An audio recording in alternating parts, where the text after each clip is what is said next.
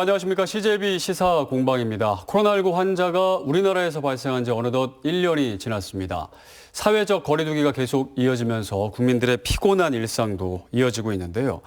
온갖 방역 대책이 나왔지만 결국 게임 체인저는 백신으로 모아지고 있습니다. 일단 백신이 이렇게 빨리 나왔다는 게 정말 다행인데요. 이제 문제는 코로나19 이후에 또 다른 감염병의 발생을 배제할 수 없다는 데 있습니다. 결국 감염병 방역의 최전선에는 전문 공공병원이 필요하다는데 이견이 없을 텐데요. 범위를 더 넓히면 결국 공공의료의 강화가 필요하다는 얘기입니다. 지난 신종플루와 메르스 사태를 겪으면서 결국 구두선에 그치고 말았던 사안이지만 이제는 정말 공공의료의 미래에 대해 심도 있는 논의가 필요한 시점이 됐습니다. 자, 오늘 두 분의 패널 모시고 속 시원한 이야기 한번 들어보겠습니다. 오늘 멀리서 바쁘신데도 이렇게 시간을 내주셨습니다. 연세대학교 예방의학과 박은철 교수님 모셨습니다. 예, 안녕하십니까. 네, 감사합니다. 그리고 평소 지역 의료 시스템 확충에 누구보다도 관심이 많은 분이시죠. 충북대학교 의과대학 한정호 교수님 나오셨습니다. 어서 오십시오. 그렇습니다. 네. 자, 이제 현재 코로나 상황을 계속 겪고 있고, 겪으면서 이제 공공의료를 더욱더 강화해야 한다라는 목소리가 더욱 커지고 있습니다. 오늘은 공공의료 강화 필요성, 어떻게 하면 더 공공의료를 강화할 수 있는지, 어떤 방법이 효율적인지 이야기를 좀 나눠볼 텐데요. 그 전에 현재 코로나19 상황으로서 3차 대유행이 어느 정도 좀 진정이 이제 되나 싶었는데 아직까지 이렇게 완벽하게 좀 진정이 안 되고 있는 상황이고 곳곳에서 감염이 또 발생하고 있습니다. 현재 상황을 좀 어떻게 보고 계신지, 언제쯤이면 좀 우리가 일상으로 돌아갈 수 있을지까지 좀 이렇게 개인적인 생각을 좀 얘기해 주시면 좋을 것 같습니다. 뭐 올해 말까지 가겠죠. 뭐 저희 백신을 정부 안대로 하더라도 3분기까지 간다니까 백신 접종이요. 그리고 그러면 뭐 마스크 쓰고 다니는 게 올해 말까지는 갈 것 같고요. 우리나라가 코로나를 비교할 때 어느 국가랑 비교하는가에 따라 잘했다 못했다가 판명되는 것 같습니다. 예를 들면 이제 미국이나 OECD 국가들이랑 비교하면 우리나라가 뭐 뉴질랜드 다음으로 잘한 나라가 되고요. 네. 아시아가 뭐 34개 국가가 있는데 그 국가로 따지면은 20등 하고 있습니다. 그러니까 뭐 아시아 국가에 그 제일 잘하고 있다라고 보여주는 국가는 대만, 뭐라고 싱가폴, 뭐 베트남, 뭐 굉장히 많은 나라들이 우리보다 훨씬 잘하고 있는데요. 우리가 맨날 보기에는 그 미국, 뭐 영국, 프랑스 뭐 이런 나라랑 비교하니까 우리나라 상대적으로 잘하는 것처럼 보이는데 뭐 아시아 국가랑 비교하면 그렇게 잘했다라고 보긴 어렵습니다.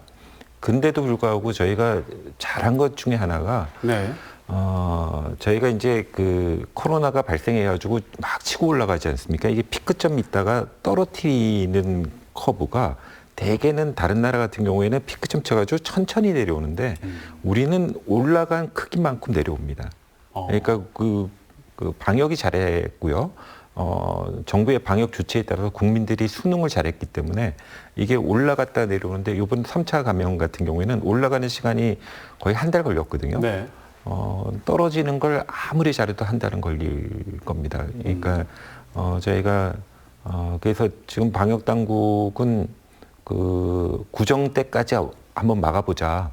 그러고 나면 좀 3차 유행은 뭐 종결되지 않겠느냐 하고 현재 단계로 보면 뭐 2.5단계, 수도권 2.5단계를 좀 풀어놓을 단계가 됐는데도 불구하고 구정 때문에 조금 더 끌어서 저희가 3차 유행 끝을 보는 건 아마 구정 지나면 봤으면 좋겠고요. 네.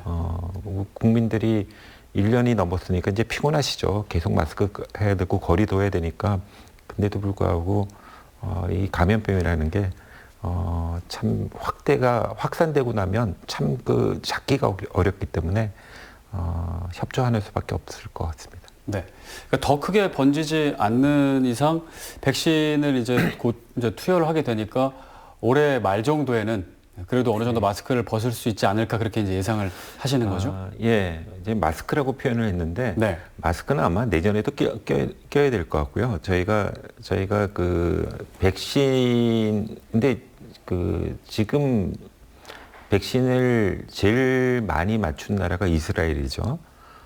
이스라엘이 한 46%, 전 인구의 46%가 1차 접종을 끝냈고 2차 접종하는 사람들도 꽤 나오고 있습니다. 그리고 2차 접종에서 효과를 보고 있다라고 나와 있는데 아직 그 숫자로는 확실히 보여주지 않고 있습니다. 그러니까 이스라엘이 그 50만 명 정도 확진이 됐는데 최근에 피크를 이루고 있거든요. 그러니까 백신 접종과 같이 올라가고 있습니다. 네. 근데 사망자도 그러면 좀 떨어졌을까 하면 사망자도 그렇고요. 그래서 기본적으로 백신을 이스라엘처럼 우리나라도 맞게 하면 이스라엘이 한 50% 맞게 하는데 한 달 반 정도 걸린 것 같거든요.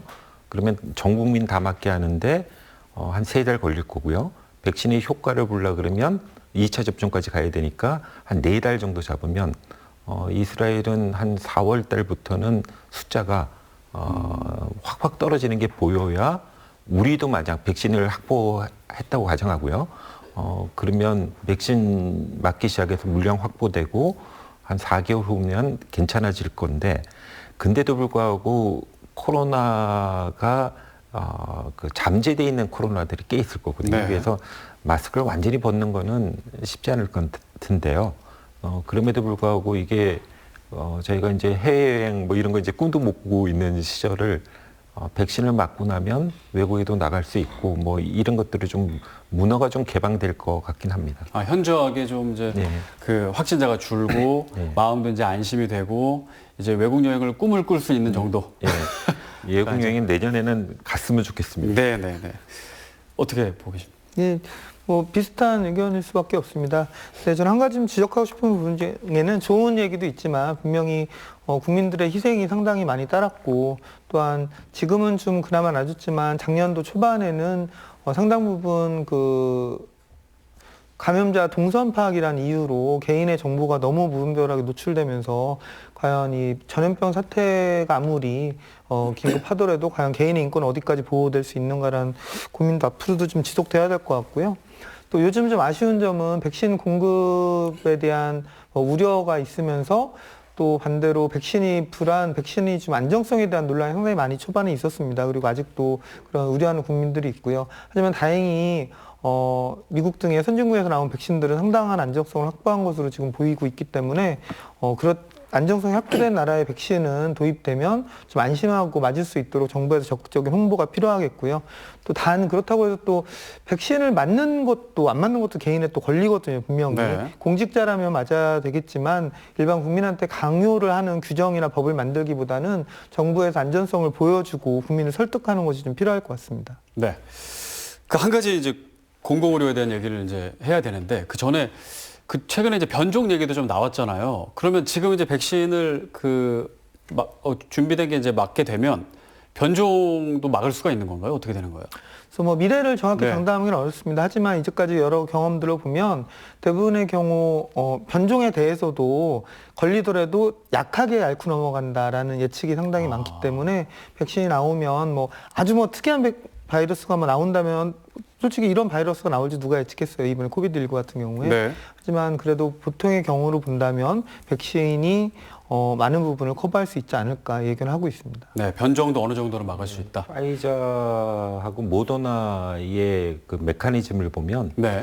변종이 나오더라도 크게 문제가 안 되는 메커니즘을 가지고 있어서요. 그래요? 예, 그 메신저 RNA 조그만 거를 건들기 때문에 크게 문제는 안 될 거라고 보여집니다. 근데 그거는 이론적인 거고 기본적으로는 저희가 실제로 숫자로 봐야 되는 문제가 있고요.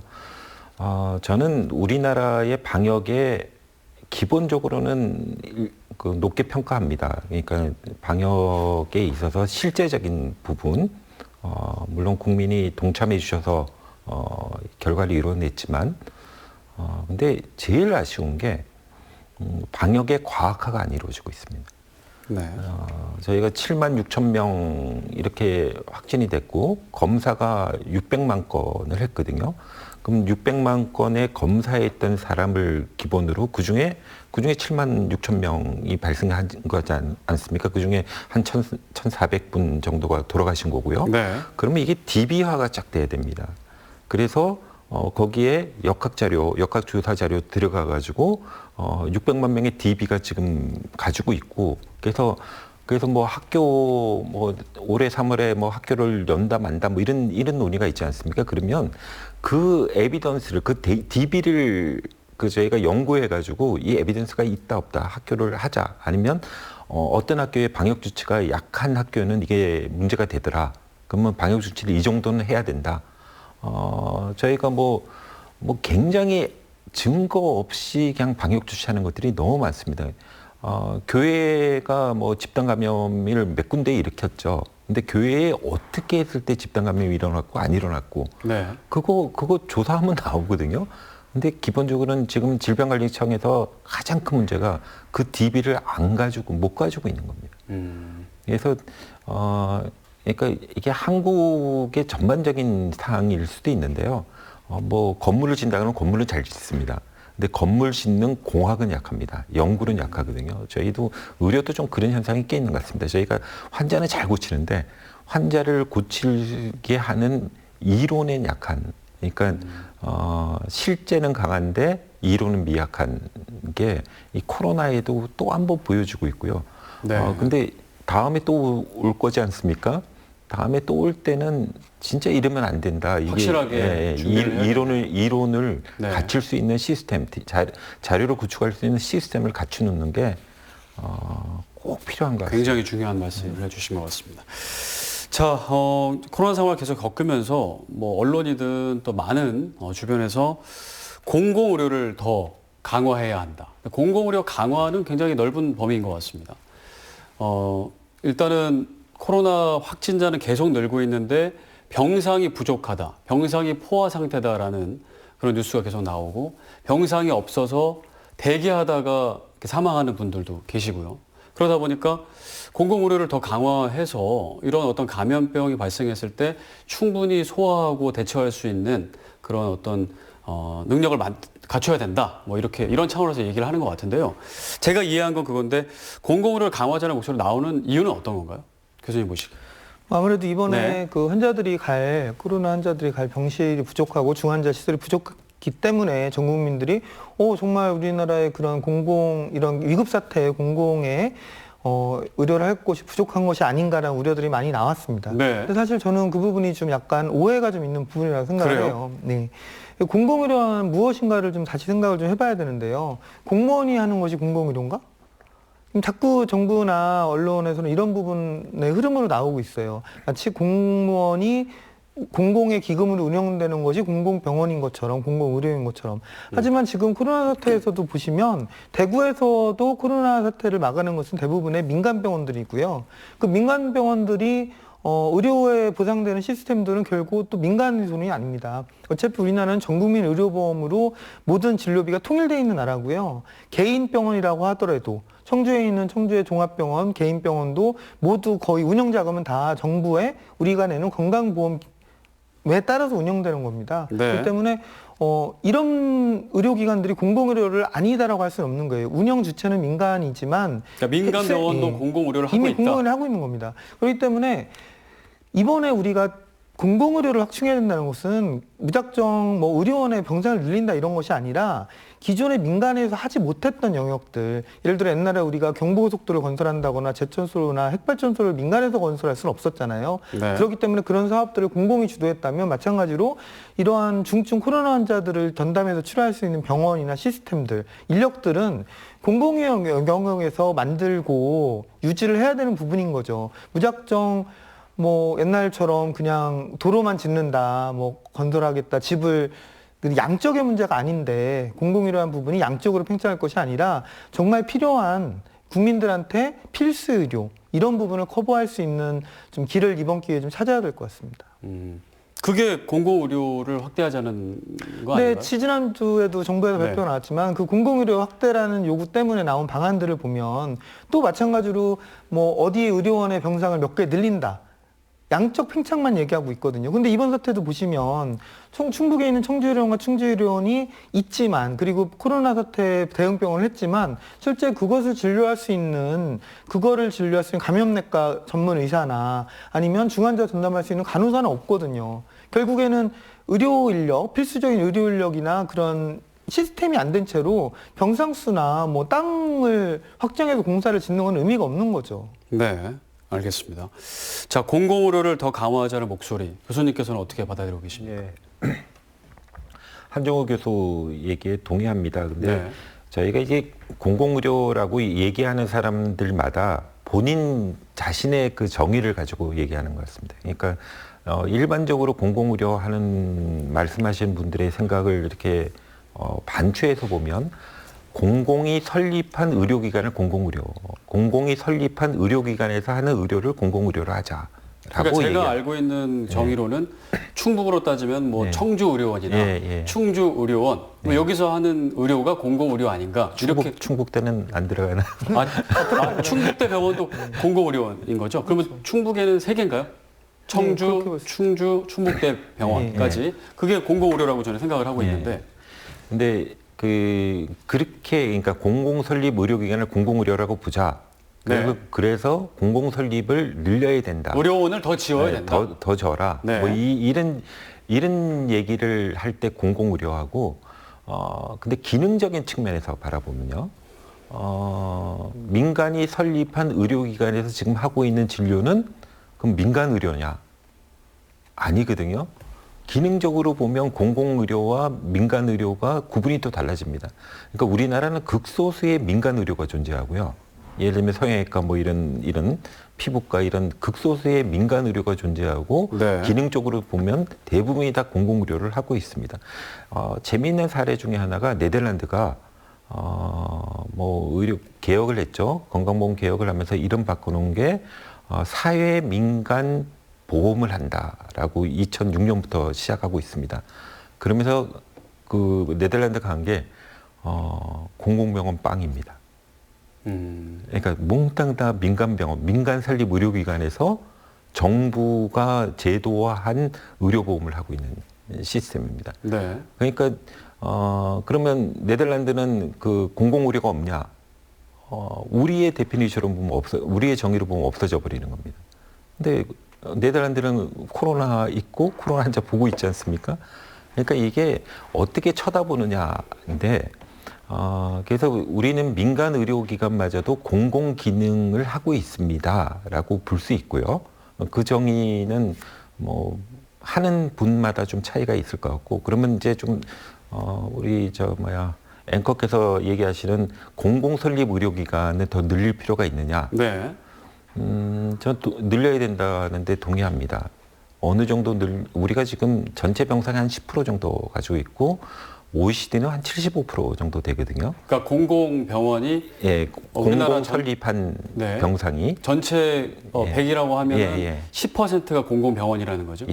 나머지 90%는 민간 병원이고 민간 설립 의료기관인데 그 비율이 밸런스가 좀 안 맞는다. 물론 네덜란드 얘기를 드렸습니다. 거기는 0대 100이니까 10대 90인데 여기는 네덜란드 0대 100인 거예요. 100이 개인 민간입니다. 민간 병원이군요. 그런 병원도 존재할 수 있는데 근데 미국을 보면 한 20% 되거든요.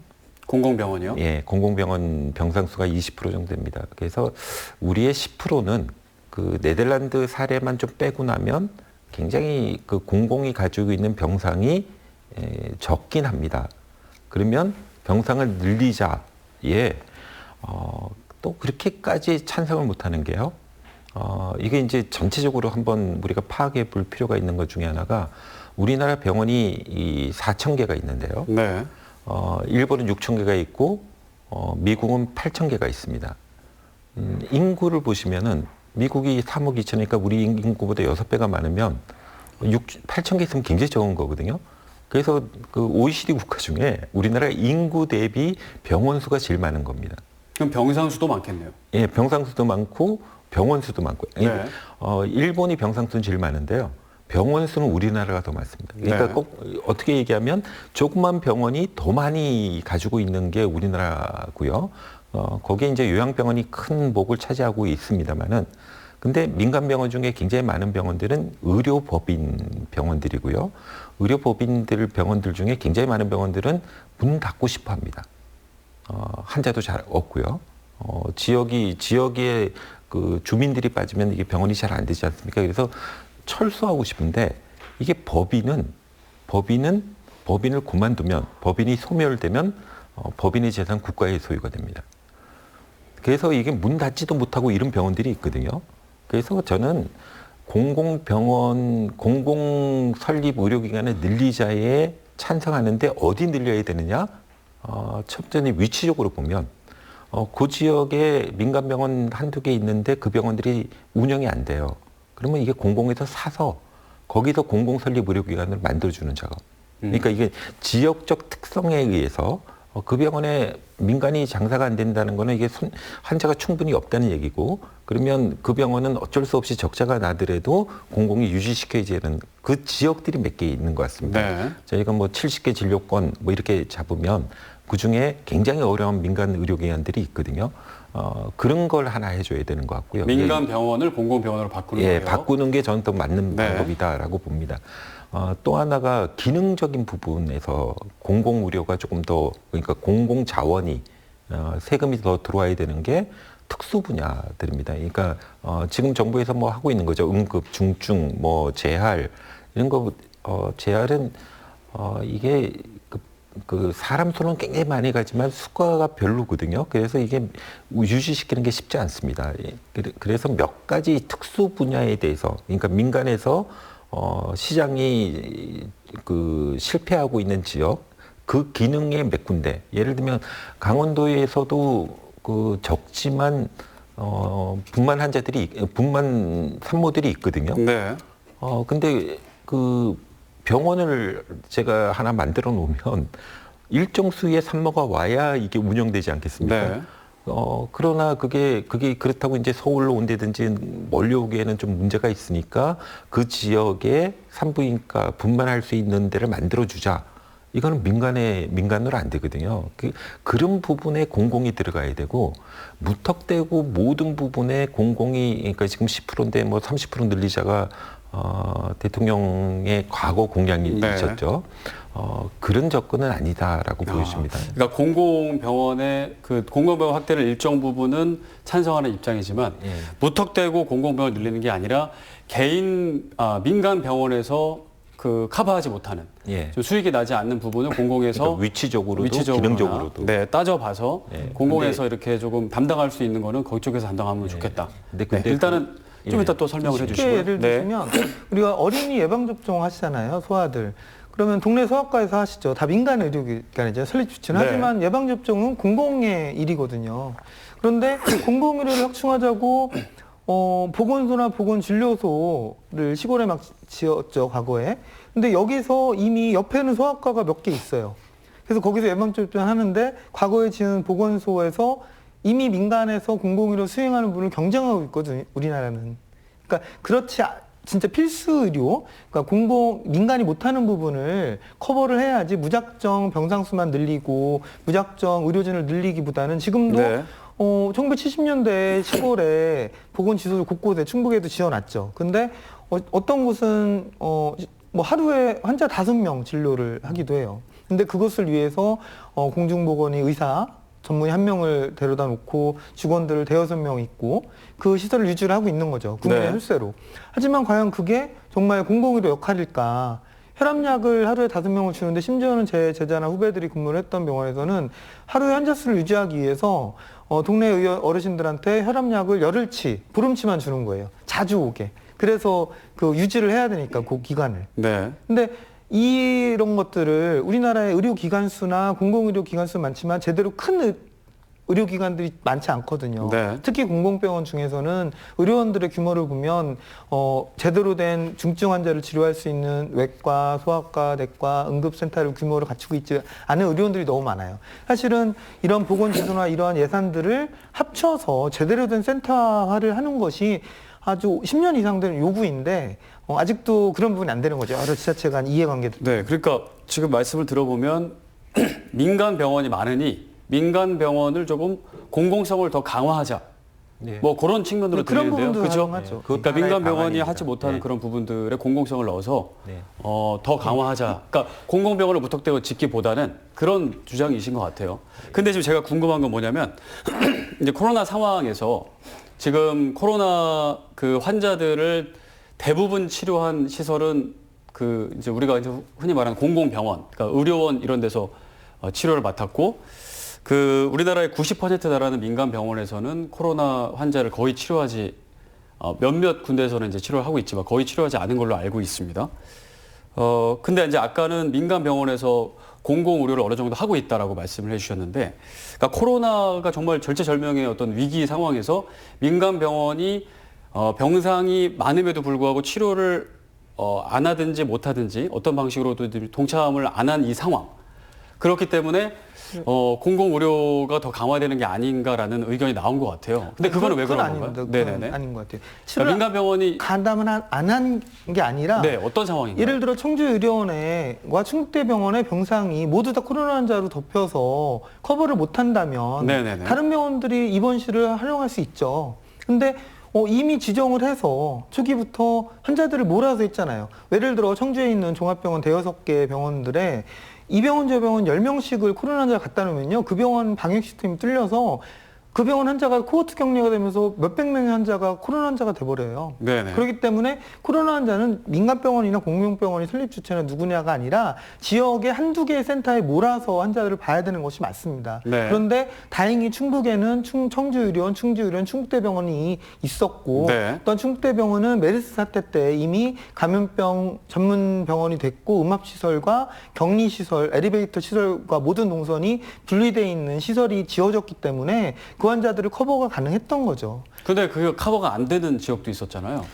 그러니까 넘어가는 지역이 이제 수도권에서 저희가 3차 유행했을 때 현재까지 봐도 전체 발생 환자의 60%가 발생했거든요. 그러니까 1차, 2차와 비교되지 않을 만큼 많이 일어났고 그 대부분이 수도권이었고요.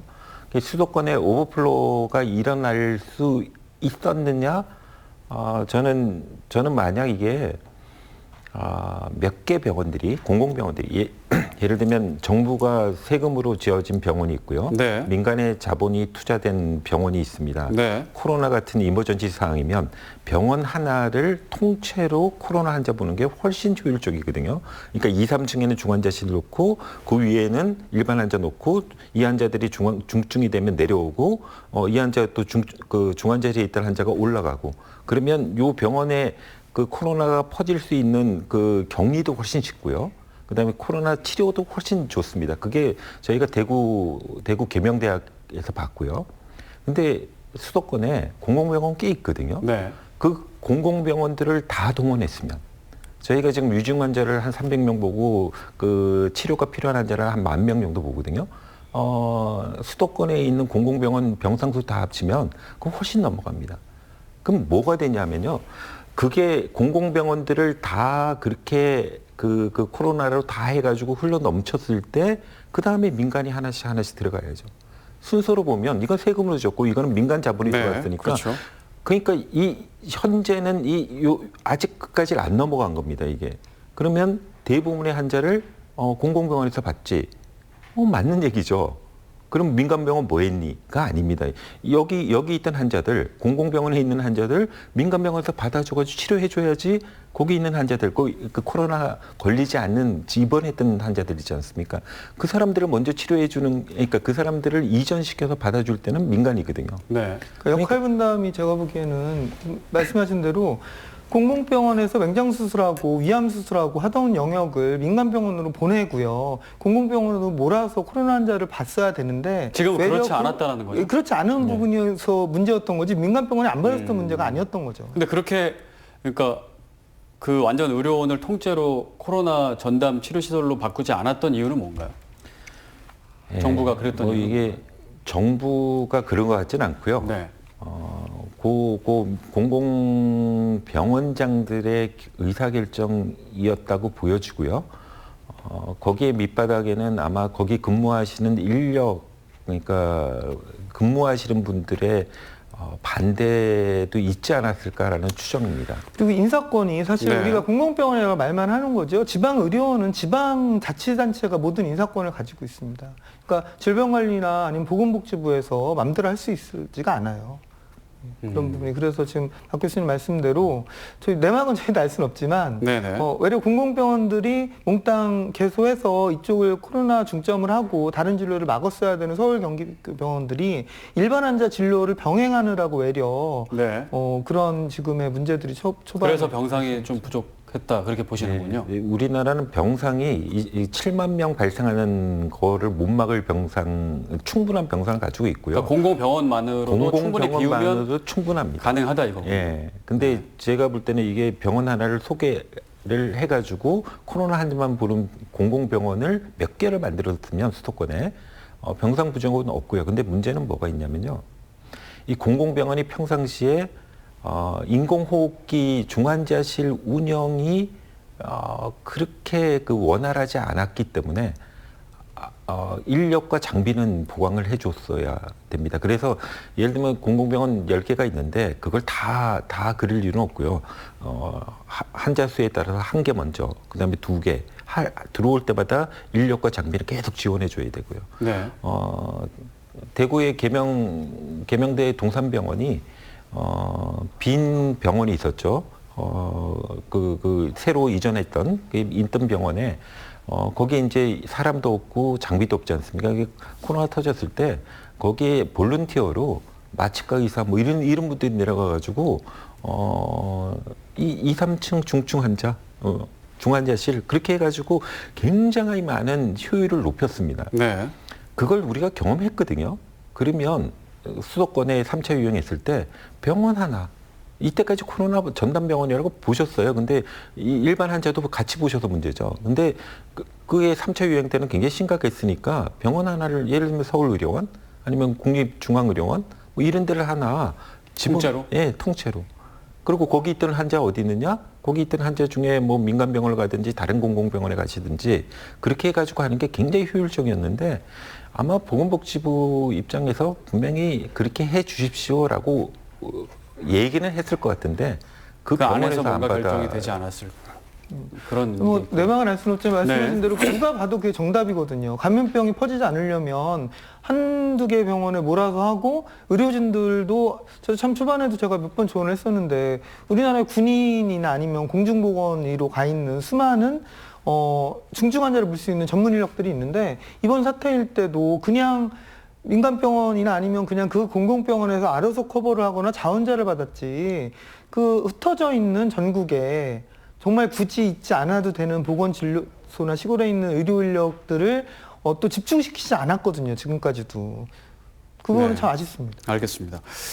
자, 근데 제가 이제 뭐 뉴스에서 찾아본 바로는 뉘앙스들 자체가 약간 민간병원이 많은데 좀 동참을 해줘야지 되는데 동참하지 않아서 이런 어려움이 계속 지속된다. 뭐 이렇게 쓴 기사도 좀 있고 해서 그런 것들이 조금 예, 물론 기사의 대부분의 톤은 그렇게 네네. 나왔다고 저도 알고 있습니다. 근데 그게 제가 볼 때는 공공의료를 늘리고 싶어 하는 그 목적, 네. 정책 목적을 코로나의 저희가 이게 막은 현상을 보면 공공의료 뭐 이런 얘기를 할 수가 없거든요. 근데 그거를 그 프레임에 갖다 붙여서 네. 계속 늘리지 하고 있다라고 저는 알겠습니다. 판단을 하고 있습니다. 자, 그럼 이제 근데 우리가 코로나 상황을 겪고 있고 이제 감염병은 예. 이제 앞으로도 또 올 수가 있기 때문에 이제 계속 대비를 해야 되잖아요. 그럼 이제 아까 계속 말씀해 주신 거는 현재 민간병원이 많으니 민간병원을 좀 공공성을 강화하자는 취지로 좀 말씀을 해 주셨고요. 그러면 그 민간병원을 공공성 강화하는 것 외에 정말 필요한 공공병원을 지을 필요는 없는 건가요? 저희가 이제 상급 종합병원을 지을 때, 네. 새롭게 지을 때요, 한 병상을 짓는데 한 4억 들어갑니다. 네. 그러니까 1000병상 지으려 그러면 땅값 빼고요, 4천억 들어가고요. 그거보다 뭐 상급 종합이 아니라 그냥 종합병원 수준으로 한다 그래도 3억이 들어갑니다. 그러니까 1000병상 지으면 3천억이고 500병상 짓려면 1,500억입니다. 그게 1,500억, 뭐 3,000억 들어갔죠. 들어간 것뿐만이 아니고 문제는 지금 공공병원들, 공공설립 의료기관들을 분석해 보면 기본적으로 10%의 정부 지원금이 계속 운영비로 들어가야 됩니다. 네. 대개 이제 한 병원이 움직이는데 뭐 1,000병상짜리면은 못 들어가도 2천억 정도의 금액을 그 환자를 봐야 되는데요. 거기에 10%라고 하면 200억을 세금으로 계속 집어넣어야 됩니다. 그러니까 초기 투자뿐만 아니라 운영비가 계속 들어가야 됩니다. 그래서 그 정도의 값어치가 있는 일을 공공에 설립해야 된다라는 게 제 주장입니다. 그러니까 동값어치가 있는 걸 만들어야지 민간 병원에서 뭐 몇만큼 다 하고 있는 일을 다시 또 집어넣어가지고 뭐 30%의 숫자에 맞추기 뭐 이럴 이유가 없다고 보고요. 그럼 기존에 그냥 공공병원을 무턱대고 짓는 거는 일단 반대.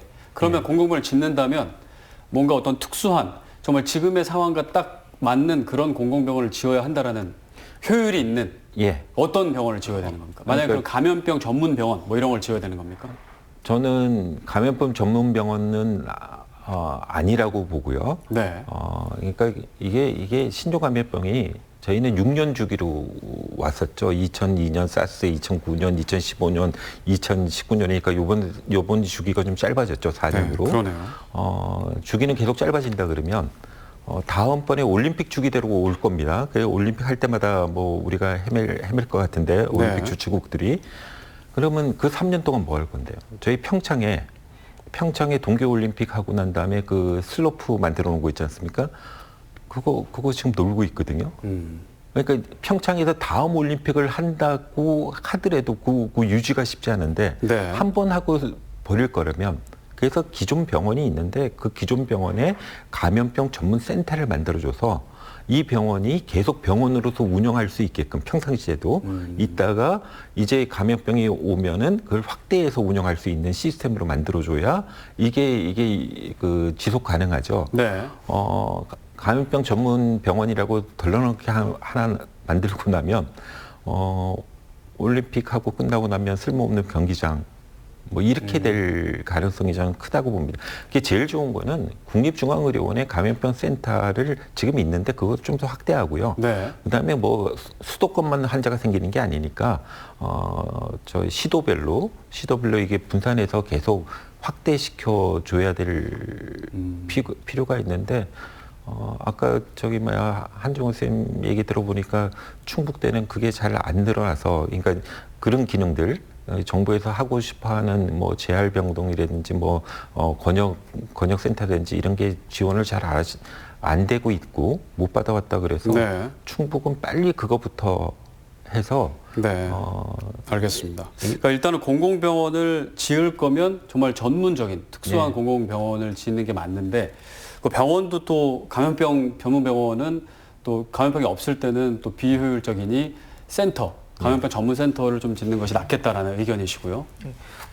자꾸 개념정의 때문에 국민들도 혼란스럽고 언론인들 다 혼란스러운데요. 설립 주체를 가지고 자꾸 공공이냐 민간이냐 따지다 보니까 이번에 중부권, 대전 충청 지역 중부권의 감염병 전문센터가 충북대, 충남대, 천안 순천향대 등의 경험을 벌였지만 결국에 작년도에 천안 순천향병원이 선정을 받았어요. 그래서 감염병 전문 병원과 센터가 천안 순천향대 병원에 들어갑니다. 근데 지금 계속 얘기되는 대로 정의를 따르면 정부 세금으로 운영되고 지어지는데 민간 병원이에요. 통계는 또 앞으로 민간으로 잡혀요. 그러니까 설립 주체를 가지고 민간 공공을 나누는 것 자체가 좀 잘못돼 있는 거거든요. 근데 자꾸 그 프레임으로 일부 사람들이 공공병원을 늘려야 된다라고 해서 어떻게 보면 공무원 늘리기를 주장을 하는 것이기 때문에 그러려면 애초에 천안 순천향대 병원 주면 안 되죠. 민간 병원에 센터를 주면.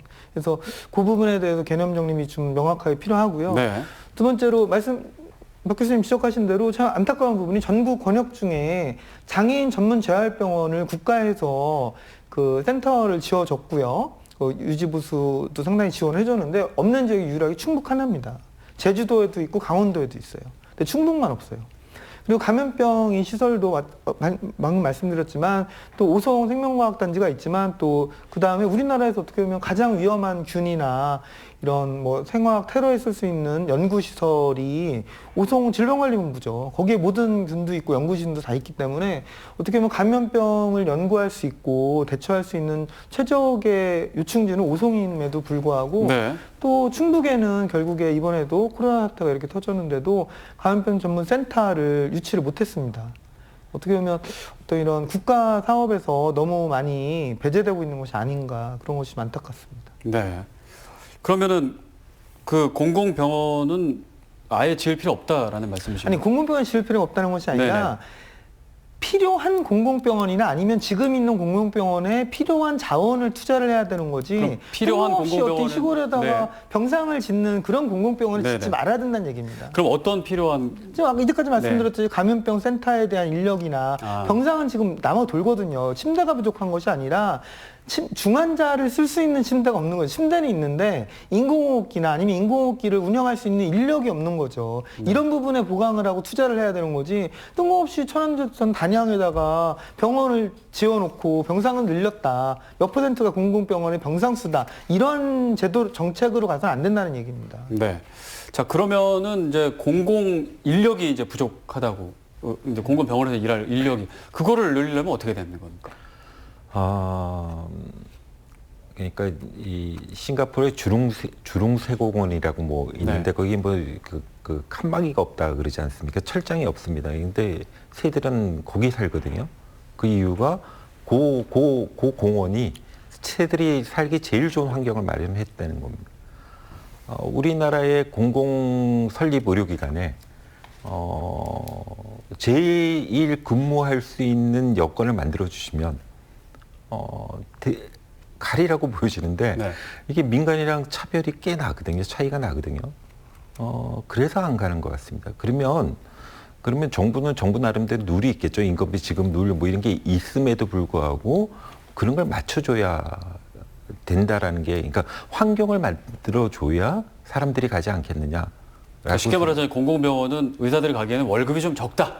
뭐 이런 거죠. 그런 거죠. 간호사도 거기다가 마찬가지. 네, 예, 다 의료진이. 거기다가 약간 이게 저희 악순환을 겪고 있는데요. 이게 투자고 뭐고 시설이고 장비고 인력이 투자가 잘 안 되니까 그 다음에 이걸 극복하기 위해서 또 뛰어넘고 뛰어넘어야 이게 유지되는데, 이게 한 번 악순환해서 인력 시설 장비가 좀 나쁘니까 또 낙후되고 그러니까 환자도 안 오고 운영도 잘 안 되고, 굉장히 많은 공공병원에서 이런 현상을 보고 있거든요. 사실 그 일반 시민들 입장에서 공공병원에 대한 인식도 좋은 편은 아니잖아요. 그게 이제 점점 쌓여와서 그렇게 된 것 같아요. 이게 보십시오. 저희는 공공병원 중에서 두 가지가 있습니다. 의료원들이 있고, 네. 상급종합병원이 충북대병원 뭐 이런 병원들이 있지 않습니까? 네. 우리가 바라보는 인식이 다르지 않습니까? 그게 왜 다릅니까? 그게 인력시설 장비가 다르기 때문이거든요. 네. 그래서 보는 환자도 다르고요. 공공병원도 그렇게 만들어주는 공공병원을 만들어줘야 국민들도 괜찮고 세금도 아끼고 가 될 것 같은데, 지금은 무조건 그냥 개수 늘려야 되고 퍼센테이지 맞춰야 되고 이런 전략으로는 이거 만들어놔봤자 밑받은 적에 물 붓기 뭐 이런 생각이 자꾸 듭니다. 교수님. 제가 예를 들어볼게요. 우리 병원 예를 들면 다리가 이렇게 크게 다쳐서 교통사고나 외상으로 혈관이 네. 터졌습니다. 혈관이 잘려서 나가서 피가 펄펄 나는 환자를 혈관 지혈을 해야 되는데 혈관 조영술로 응급 혈관 조영 지혈술을 해야 되는데 이걸 할 수 있는 의사가 지금 충북대 한 명밖에 없어요. 그럼 이 친구는 1년 365일 당직에 1년 365일 새벽 2시, 4시 아버지 제사도 못 지내러 가는 거예요.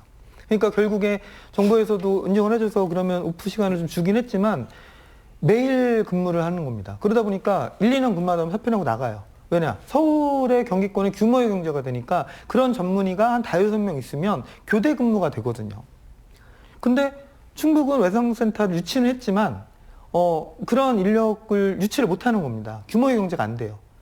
말씀드린 대로 공공병원이라는 이유로 이 의료원, 이 병원, 저 병원 지역별로 분산돼서 투자를 하다 보니까 한 군데 몰아서 투자가 안 되니까 악순환이 계속되는 거예요. 네. 인력 구조가, 양질 인력 구조가 유지가 안 되고 간호사들도 마찬가지입니다.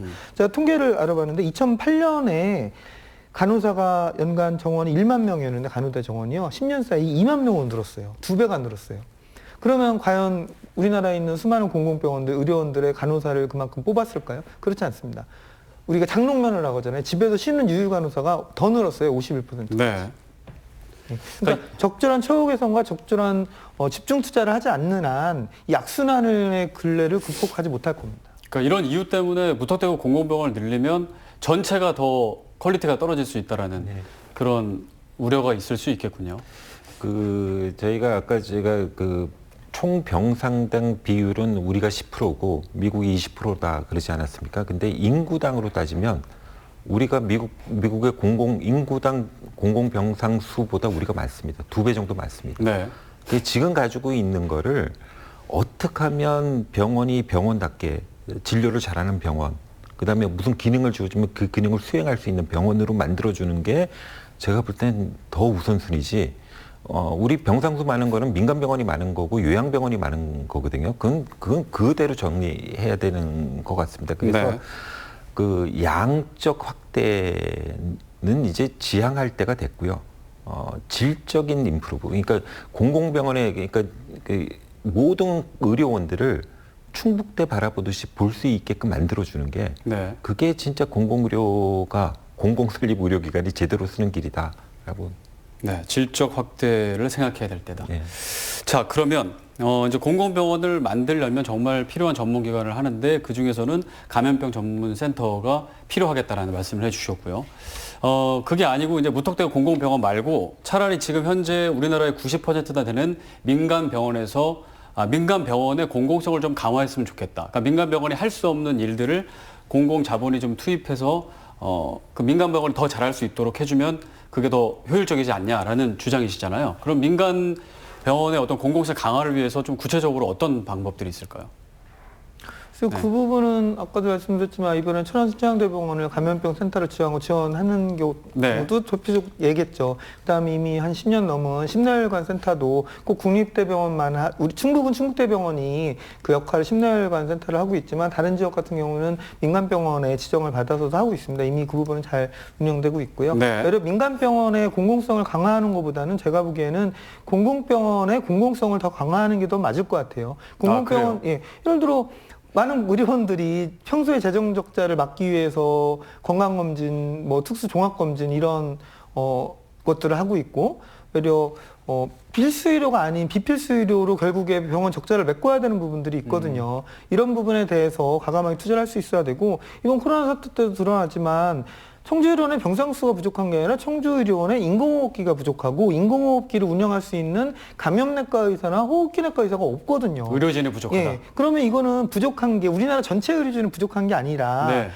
의사는 솔직히 부족하지 않아요. 그런데 이러한 필수 의료를 전공하는 의사가 이미 20년 전부터 계속 감소 추세로 왔고 지금 정점인 상태입니다. 소아외과 의사가 우리나라에 50명밖에 안 되는 현실이에요. 우리나라 전국에. 그렇다면 이거는 10년, 20년부터 의료가 말 그대로 사적 의료만으로는 실패할 거를 얘기를 했거든요. 이러한 부분들에 대해서 민간이 안 하려고 하는 부분에서 공공이 투자를 해서 소아외과, 감염병, 중환자 진료의 부분에 투자를 계속 요청을 했지만 정부에서 이제까지 이전 정부나 전전 정부들이 계속 기피를 해왔던 부분이기 때문에 저는 이러한 필수 의료들, 생명과 직결되는 과들에 대한 투자를 과감하게 해야 되고 그런 부분들의 효과가 나타나려면 진짜 5년, 10년 뒤에 나타날 것이기 때문에 지금 서둘러야 된다고 생각을 하는 겁니다.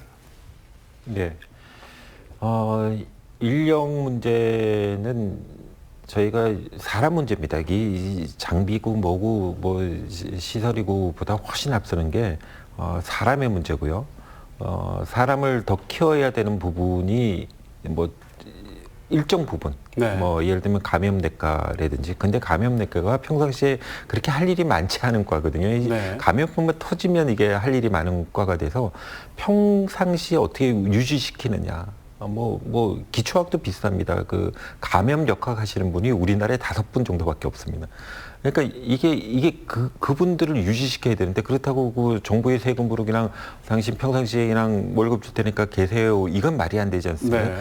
그분들한테 연구비라는 게 전 가야 된다고 보십니다. 그러니까 의도적으로 감염과 관련된 연구비를 주는 겁니다. 이게 평상시에는 감염과 관련된 연구를 하고 계시다가 그게 이제 이런 비상사태가 되면 그분들이 이제 움직일 수 있게끔. 네. 그러니까 이게 정부의 돈으로 움직여야 되는 부분 몇 군데 그게 이제 예를 들면 이제 필수료라고 볼 수 있는 거고 표현이 어떻게 됐든 뭐 진료뿐만 아니라 우리 지금 투자해야 되는 의료에 투자해야 되는 몇 개 부분에서 그러니까 시장이 작동하지 않고 있는 부분인데 우리가 꼭 유지해야 되는 부분들이 생깁니다.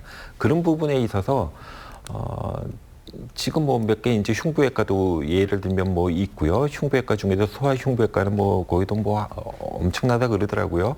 근데 몇 개 분야에 대해서 어떻게 유지시킬 건가? 이게 이제 건강보험 수가를 한번 올려줘 봤거든요. 네네. 그래도 안 늘어나더라고요. 그러면 이게 기본적으로는 애들이 적어졌고요. 출생하는 애들이 줄었고 태어나는 애들 중에 옛날보다 훨씬 건강합니다. 네. 그러니까 병원에 갈 애들이 애들도 죽었는데 병원에 갈 애들은 더 준 거죠. 그러니까 뭐 수요가 적으니까 계속 일어나고요. 거기다 이제 또 우리나라 의사들이 이게 옛날에 했던 것 때문에 너무 과도하게 일하시거든요. 그러니까 한 명이 두 목목을 하는데 이제 제 생각으로는 한 명이 한 목목 하고 한 명을 더 뽑아야 되는데 더 뽑을 수 있는 여건을 마련해 줘야 되죠. 그게 수가 올려주고 뭐 이런 부분이 되긴 될 겁니다. 네. 그리고 인력 문제에서 저희가 공중보건의 인력이 참 아깝거든요. 그래서 제가 볼 때 그것도 좀 모았으면 좋겠습니다.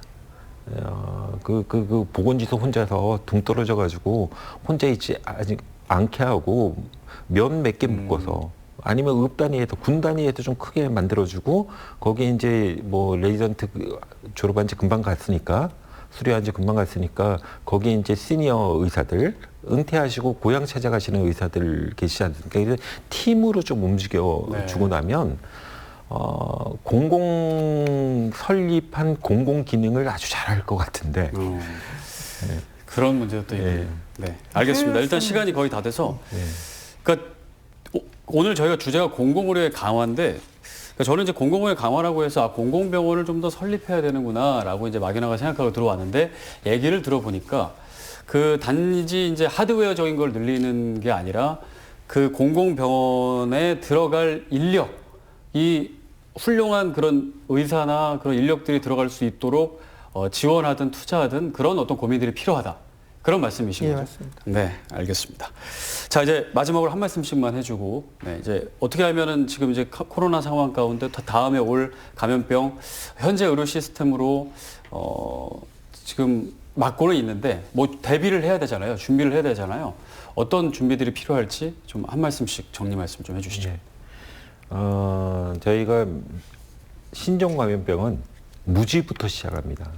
저게 왜 무슨 질환인지 모르는 것부터 시작합니다. 그래서 일하면서 공부하면서 가야 되는데 저희는 일은 잘하는데 공부가 너무 미흡한 것 같습니다. 그래서 다음번에는 일도 잘하면서 공부도 잘하는 네. 대책이 수립됐으면 좋겠습니다. 네, 알겠습니다. 네. 그 악마는 디테일에 있다고 하잖아요. 공공의료 분명 강화돼야 되고 국민의 건강권을 지키기 위한 과감한 투자가 필요합니다. 하지만 잘못된 투자는 오히려 이후에 신종 감염병이 왔을 때 대처를 더 못하게 될 것입니다. 그렇기 때문에 충분한 과학적 데이터에 기반해서 예측하고 이번 기회에 우리나라 의료 체계가 전면적으로 좀 개편될 수 있었으면 좋겠습니다. 네, 오늘 다양한 이야기 좀 진솔하게 얘기해 주셔서 감사드립니다. 이제 마치겠습니다. 연세대학교 예방의학과 박은철 교수님, 충북대 의과대 한정호 교수님이었습니다. 오늘 말씀 감사합니다. 네, 고맙습니다. 감사합니다. 네, CJB 시사 공방 여기서 마치겠습니다. 함께해 주신 여러분 고맙습니다.